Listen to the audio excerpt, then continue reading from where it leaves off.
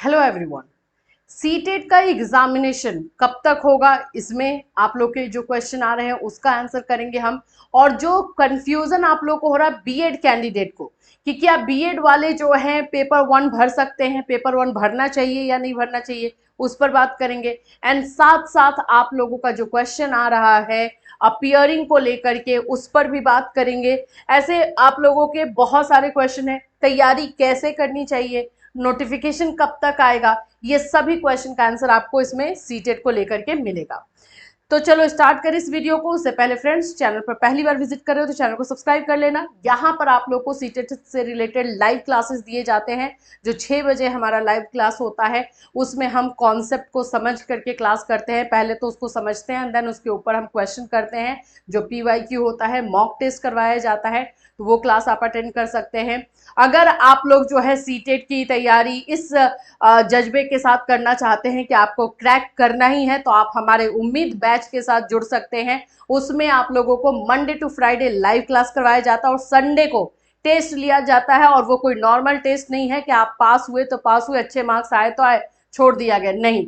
हमारे जो टीचर्स होते हैं वो आप लोगों के ऊपर रिसर्च करते हैं, एनालिसिस करते हैं, क्यों कम आ रहा है वो सभी चीजें देखी जाती है और उसके बाद से आपको फीडबैक दिया जाता है, ताकि हम लोग जो है अपना 100% सीटेट क्रैक करने का रिजल्ट जो है वो कैच कर सके। बाकी रिजल्ट कितना हो रहा है उससे हमें मतलब नहीं है, हमारा मकसद है कि हमारे पास जितने बच्चे आए वो 100% रिजल्ट को क्रैक करें। तो आप उससे जुड़ सकते हैं। उससे जुड़ने के लिए आपको हमारे ऑफिशियल ऐप कैटलिस्ट सोनी पर जाना है और वहां पर आप जाकर के एनरोल कर सकते हैं। अगर नहीं किया है तो जल्दी से जाकर करो। देखो अभी यहाँ पर मैं आपको सबसे पहले तो बताऊं कि भाई सीटेट को लेकर के क्वेश्चन जो हैं आपके सो हैं प्रिपरेशन के को लेकर के है, लेकिन सीटेट में रिजल्ट कम होता है, आपको भी पता है, आप खुद देख सकते हो। इस पर हम थोड़ा बात करेंगे, डिस्कस करेंगे क्यों होता है, वो सभी चीजें देखेंगे। जितना ज्यादा जो है आप लोगों को सीटेट के बारे में पता चलेगा, आप उतने अच्छे से प्रिपरेशन कर सकोगे। कुछ लोग बोलते हैं सीटेट क्या है, सीटेट तो ऐसे ही निकल जाएगा। ऐसी बात नहीं है, अगर ऐसा ही निकल जाता तो फिर परसेंटेज क्यों नहीं बढ़ जाता है सक्सेस का। पासिंग तो परसेंटेज आप देखते हो कितना होता है। तो उसके लिए भी एक प्लानिंग जरूरी है। सिर्फ और सिर्फ आप क्वेश्चन करके जाओगे तो नहीं हो सकता। देखो सबसे पहला जो क्वेश्चन आप लोगों का है बीएड कैंडिडेट को लेकर के है। बीएड कैंडिडेट्स कौन सा पेपर डालेंगे, तो सिर्फ पेपर 2, एकदम याद रखो। बीएड वाले बच्चे जो है सिर्फ पेपर 2 ही फॉर्म फिल करेंगे, पेपर 1 नहीं। अगर आपका मन है करने का तो आप कर लो, आपकी मर्जी है। बट जो अलाउ नहीं है, हम आपको सही जो है इंफॉर्मेशन देंगे कि बीएड वाले जो है पेपर 2 में अलाउ करेंगे, फॉर्म भरेंगे।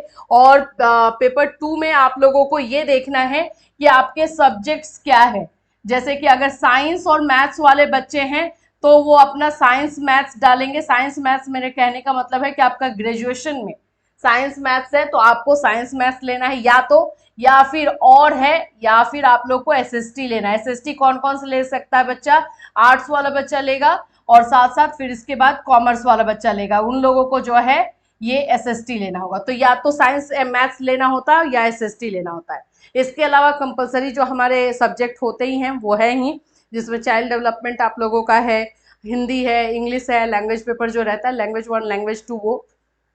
इसके अलावा आप लोगों को जो है जो डीएलएड वाले बच्चे हैं, अगर डीएलएड वाले बच्चों ने जो है ग्रेजुएशन कर लिया है, ठीक है, जनरली तो डीएलएड 12th के बाद ही होता है, यूपी में सिर्फ ग्रेजुएशन के बाद होता है। तो अगर आपने ग्रेजुएशन कंप्लीट कर लिया है तो आप पेपर 1 एंड पेपर 2 दोनों का एग्जाम दे सकते हो। ठीक है, तो आप लोग जो है पेपर 1 एंड पेपर 2 दोनों का एग्जाम दे सकते हो सीटेट में। एकदम ये सारी चीजें क्लियर रखो दिमाग में। ऐसा क्यों है कि कोई आपको कुछ भी बोलकर चला जाए और अब मान लो, जो रूल है रूल जान करके रखो कि हाँ होता क्या है। ठीक, सेकेंड क्वेश्चन आप लोग का आता है अपियरिंग को लेकर के। अपियरिंग को लेकर के तो इतने सारे अफवाह फैला दिए गए हैं ना, क्या ही मैं बोलूं। बच्चे पूछते हैं मैं सेकेंड सेमेस्टर में हूं, मैं थर्ड सेमेस्टर में हूं, क्या मेरा सीटेट वैलिड होगा। भाई आप लोग नहीं पता है, मैं आपको फिर से एक बार लास्ट टाइम लेकिन ये मैं बता रही हूँ, आप लोगों को जो भी कॉलेज वाले या जहां से भी इंफॉर्मेशन मिलता है कि सेकेंड सेमेस्टर पास कर जाओगे, थर्ड सेमेस्टर पास कर जाओगे तब जा करके सीटेट का एग्जाम दोगे, बिल्कुल गलत है। सीटेट ने, सीबीएसई ने रूल निकाल दिया है कि एनसीटी ने जो है रूल निकाल दिया है। भाई आप लोगों को इस बारे में पता होना चाहिए कि अगर आपने एडमिशन आज को लिया, चाहे किसी भी टीचिंग कोर्स में, जैसे जैसे अगर हम बात करते हैं कि या तो बीएड हो जाए या तो डीएलएड हो जाए या बीटीसी हो, कोई भी टीटीसी कोर्स होता है, टीचर ट्रेनिंग कोर्स, किसी में भी आज आपने एडमिशन लिया, कल से आपको एडमिशन नंबर मिल चुका है, एप्लीकेशन नंबर, अगर कल या फिर 2-3 दिन बाद भी आप लोगों का जो है सीटेट का फॉर्म भरा जा रहा है, आप भर सकते हो और बिल्कुल आपका सीटेट जो है वैलिड होगा। तो सोचो आप सेमेस्टर 1 में हो, आपने एडमिशन लेकर रखा है, फिर आप एग्जाम दोगे तो क्यों नहीं वैलिड होगा, बिल्कुल वैलिड होगा। और ये अब रूल निकल चुका है, सीटेट टेट एक बार अगर आपने कहीं भी बीएड में या डीएलएड में एडमिशन ले लिया है तो आप वो सीटेट क्रैक कर सकते हैं और वो जो क्रैक करेंगे वो आपका वैलिड रहेगा, एकदम ये ध्यान में रखना। अपियरिंग का मतलब यहाँ पर हो गया कि एडमिशन लेना, अगर आपने एडमिशन ले लिया है तो आप लोग सीटेट का एग्जाम दे सकते हैं, ठीक है, क्लियर। ये वाली चीजों को लेकर बहुत कंफ्यूजन था। नोटिफिकेशन कब तक आएगा भाई, देखो नोटिफिकेशन को लेकर के हमने आपको पहले ही बताया कि 10 to 15 सितंबर के बीच में नोटिफिकेशन आ सकता है और इसी बीच में आप लोग को नोटिफिकेशन देखने को मिलेगा और फिर उसके बाद से फॉर्म फिलअप और बाकी सारी चीजें होंगी। एग्जामिनेशन डिपेंड भी करेगा नोटिफिकेशन पे, अगर नोटिफिकेशन ज्यादा लेट हो रहा है तो एग्जामिनेशन भी आपका जनवरी में जा सकता है, लेकिन इस बार बताया जा रहा है और जो हम लोग भी देख रहे हैं कि दिसंबर में ही एग्जाम होने के चांसेस है।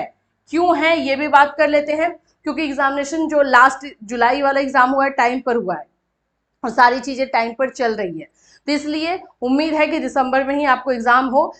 20 दिसंबर के बाद आप लोग को एग्जाम देखने को मिल सकता है, लास्ट ऑफ समझ सकते हो कि लास्ट वीक ऑफ दिसंबर में आपको एग्जामिनेशन हो सकता है। ज्यादा जाएगा तो भाई जनवरी जो है 2nd वीक तक जा सकता है, इससे ज्यादा नहीं, लेकिन अपने आप को बस ये बोल करके रखो कि हाँ दिसंबर के लिए हम लोग प्रिपरेशन कर रहे हैं। तो ये एग्जामिनेशन को लेकर के हो गया। अब आओ बात कर लेते हैं कि हमारे प्रिपरेशन को लेकर के, पहले देख ही रहे हो ना कि भाई कितने सारे कोर्सेस और ये सारी चीजें लाई जा रही है, लेकिन परसेंटेज क्या हो रहा है, देखो यहाँ पर इस बार जो जुलाई का आप लोगों का एग्जाम हुआ है उसका परसेंटेज हम डिस्कस कर रहे हैं यहाँ पर, ये खुद देख लो। पेपर 1 का परसेंटेज है 18%, 18% ही बस बच्चे पास हुए और इस बार ये अच्छा रिजल्ट है, ये भी मैं बता दूं, क्योंकि लास्ट टाइम के दिसंबर का रिजल्ट देखोगे, जो दिसंबर में एग्जाम हुआ था उसका रिजल्ट खराब था। पेपर 2 में सिर्फ 7% जो है 7% कैंडिडेट पास हुए थे। तो ये तो एक बार अभी देख रहे हैं तो आपको फिर भी ये अच्छा मीन्स क्या है, अच्छा पिछले साल से कंपेयर कर रहे हैं तो अच्छा है, अदरवाइज तो ये भी अच्छा नहीं है।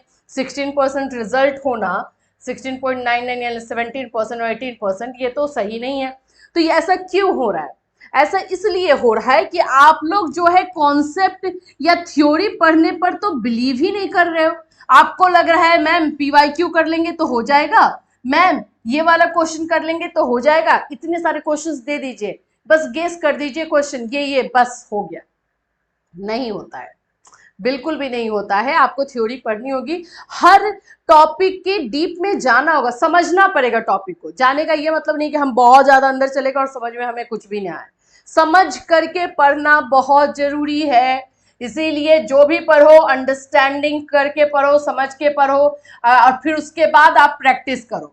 मैं तो बोलूंगी आप लोग थ्योरी पढ़ो और जो आप लोग का एमसीक्यू है उसका प्रैक्टिस करो, जैसे हम लोग आगरा यूनिवर्सिटी में करते हैं वैसा ही आपको करना होगा, तब जाकर के आप निश्चिंत रहोगे रिजल्ट आने तक कि हाँ मेरा तो अच्छा ही मार्क्स आने वाला है, फेल होने वाले बॉर्डर पर तो नहीं रहोगे। तो ये बहुत जरूरी है और हमारे बैच में इसी तरह से प्रिपरेशन करवाया भी जा रहा है। तो इसमें अगर आप लोगों को और भी कोई क्वेश्चन रहता है कि और क्या क्या कर सकते हैं तो बिल्कुल पीवाईक्यू करना जरूरी है। इस पर हमने एक डिटेल वीडियो भी बनाया कि आप किस तरह से प्रिपरेशन करें, कौन सा ट्रिक्स अपनाएं, ये भी हमने जो है बताया, तो वो वीडियो भी आप देख सकते हो।